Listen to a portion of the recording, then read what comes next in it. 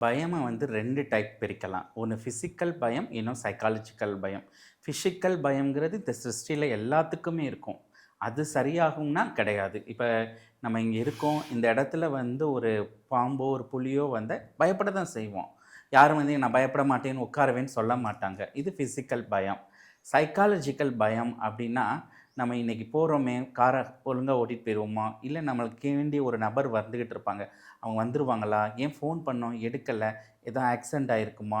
இந்த மாரி over thinking அதிகமா இருக்கும். தன்னுடைய வாழ்க்கைய பத்தி, நம்ம வாழ்க்கை நல்லா இருக்குமா? நல்லா இருக்காதா?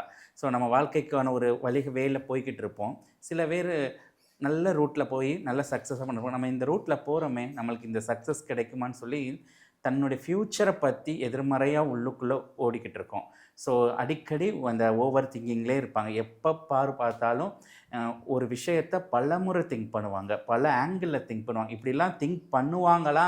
அப்படின்னு நம்ம யூகிக்க கூட முடியாத அளவுக்கு அவங்க வாழ்க்கைய திங்க் இதெல்லாம் எதுன்னு பார்த்தீங்கன்னா, இந்த பயத்தோட பிரதிபலிப்பு தான்.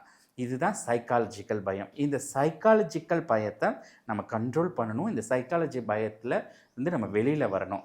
இந்த பிசிக்கல் பயம் எல்லாத்துக்குமே இருக்கும். இப்போ ஒரு 10 பேர் அடிக்க வந்துட்டாங்கன்னா, அது எல்லாருக்குமே இருக்கும். அந்த இடத்துல பயம் இல்ல அப்படின்லாம் சொல்ல முடியாது. அது வேணா சினிமாக்கு நல்லா இருக்கலாம். நிஜ வாழ்க்கையில அது சாத்தியம் இல்ல. அத விட சைக்காலஜிக்கல் பயங்கள் என்ன பண்ணுதுன்னா, நமக்குள்ள உள்ள குட் கேரக்டரை மாத்திருது. சைக்காலஜிக்கல் பயம் நீங்க எவ்வளோ உள்வாங்கி போகுறீங்களோ, அந்த அளவுக்கு உங்களுக்கு ஒரு கோபமான மனிதரா, ஒரு வன்மம் நிறைந்த மனிதரா, உங்களுக்குள்ளே ஒரு தாழ்வு மனப்பான்மை நிறைந்த மனிதரா, உங்ககிட்ட எல்லா விதமான நெகட்டிவ் எமோஷனலையும் ஒண்ணு ஒண்ணா கொண்டு வந்து கலெக்ட் பண்ணிருவோம். ஸோ, அப்போ உச்சகட்டமான ஒரு நெகட்டிவ் எனர்ஜி இந்த பயம். ஓகே.